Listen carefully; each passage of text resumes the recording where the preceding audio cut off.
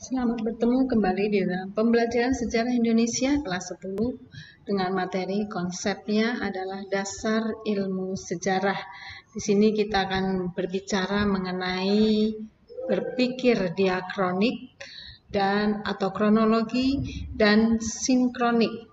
Nah, nanti kita akan mengetahui apa yang dimaksud dengan diakronik atau kronologi dan sinkronik. Bersama saya, Ibu Maria, kita akan melihat terlebih dahulu slide yang berikutnya. Di situ Ibu tampilkan ada beberapa peristiwa. Peristiwa menjelang peristiwa proklamasi kemerdekaan. Peristiwa proklamasi kemerdekaan tentang apa?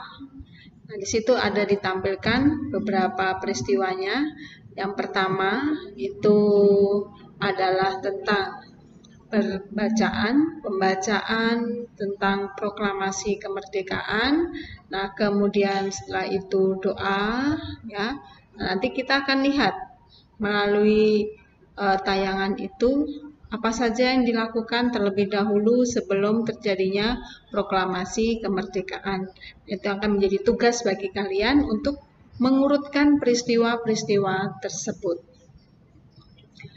Nah, bagian berikutnya kita akan melihat tentang apa itu yang dimaksud dengan diakronik dan apa itu sinkronik. Apa ya? Apa diakronik dan apa sinkronik? Nah, konsep diakronik di sini adalah secara etimologis kata diakronik itu berasal dari bahasa Yunani yang berasal dari dua kata yaitu dia dan kronos. Nah, dia itu mempunyai arti melintas, melampaui, atau melalui. Nah, sedangkan kronos itu berarti waktu. Jadi diakronik itu berarti sesuatu yang melintas, melalui, atau melampaui dalam batasan waktu. Nah, jika dikaitkan dengan sejarah dalam suatu peristiwa, itu adalah berarti suatu kejadian atau kejadian. Nah, sebagaimana kita ketahui, sejarah itu merupakan kumpulan dari suatu peristiwa. Nah, peristiwa itu dibatasi oleh waktu. Ya. Nah, kita beri contoh, Ibu beri contoh di sini tentang kronologi jatuhnya masa Orde Baru. Kita lihat pada masa Orde Baru itu sebagai presiden yang menjabat pada saat itu adalah Soeharto. Nah, jadi Soeharto pada waktu itu karena adanya demonstrasi daripada masyarakat Indonesia yang menginginkan beliau untuk lengser dari jabatannya sebagai presiden. Nah, ini dimulai dari tanggal 1 sampai 11 Maret 1998. Nah, kemudian dia mengalami pergeseran atau lengser dari kekuasaannya hingga pada tanggal 21 Mei 1998.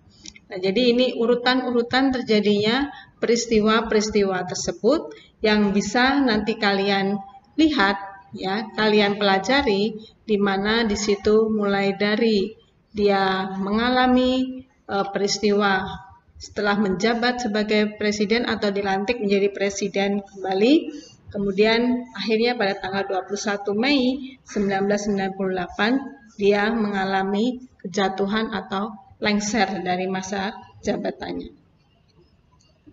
Nah, kita lihat di sini adalah diakronik. Diakronik itu artinya adalah cara berpikir di mana lebih mengutamakan pada dimensi waktu dengan sedikit memperhatikan keluasan ruang. Ya, jadi diakronik itu lebih memperhatikan pada keluasan ruangnya. Nah, diakronik juga berhubungan dengan kronologi. Kronologi itu berarti adalah urutan-urutan terjadinya suatu peristiwa. Urutan-urutan suatu peristiwa itu berdasarkan pada apa? Berdasarkan ada tanggalnya, ada bulannya, kemudian ada tahunnya, ya, atau ada harinya. Itu merupakan urutan terjadinya suatu peristiwa yang dituliskan secara berurutan. Nah, kemudian tujuannya supaya apa? Tujuannya adalah supaya mempermudah rekonstruksi dari suatu peristiwa sejarah. Diakronik juga memberikan pemahaman yang dinamis tentang kehidupan manusia, di mana manusia itu selalu bergerak. berproses dan bertransformasi. Bergerak karena manusia itu masih hidup. Proses manusia itu mengalami suatu proses dari dia kecil sampai dengan dia semakin tua. Ya, bertransformasi berarti dalam kehidupannya itu selalu ada perubahan. Nah, diakronik itu juga dapat digunakan ketika ingin mengetahui sebabnya apa ya terjadi peristiwa tersebut. Nah, kemudian apa akibat dari adanya peristiwa tersebut. Nah, itu yang termasuk dalam diakronik. Nah, sedangkan konsep sinkronik. Sinkronik itu diartikan sebagai segala sesuatu yang bersangkutan dengan peristiwa yang terjadi pada suatu masa. Nah, jadi mempelajari peristiwa sejarah dengan segala aspeknya pada masa atau waktu tertentu yang lebih mendalam. Jadi di dalam sinkronik dalam sejarah itu bagaimana mempelajari atau mengkaji pola-pola, gejala-gejala, dan karakter dari suatu peristiwa sejarah pada masa tertentu. Nah, bisa sinkronik itu dalam arti yang lebih luas.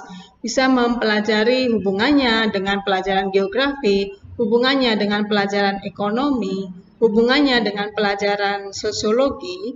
Nah, jadi suatu peristiwa sejarah itu akan menjadi lebih luas. Misalnya tentang kerajaan Majapahit, bagaimana kehidupan ekonominya, bagaimana kehidupan masyarakatnya, itu dihubungkan secara sinkronik. Nah, itulah beberapa pengertian tentang diakronik dan sinkronik. Semoga dengan mempelajari ini, kalian akan menjadi lebih memahami, lebih mengetahui lagi tentang apa yang sebenarnya di dalam pembelajaran sejarah itu, apa yang harus kita lebih dalami. Ya, peristiwa-peristiwa apa yang sebenarnya bisa menjadi peristiwa sejarah dan bukan menjadi peristiwa sejarah. Nah, semoga dengan pembelajaran ini kalian menjadi lebih memahami, lebih bisa mencerna lagi, dan lebih menambah pengetahuan kalian tentang pembelajaran sejarah. Itu menyenangkan bahwa pembelajaran sejarah itu adalah bisa mengetahui suatu peristiwa yang terjadi di masa lalu, masa sekarang, dan masa yang akan datang. Sampai jumpa dan tetap semangat untuk mengikuti pembelajaran sejarah kali ini. Dadah!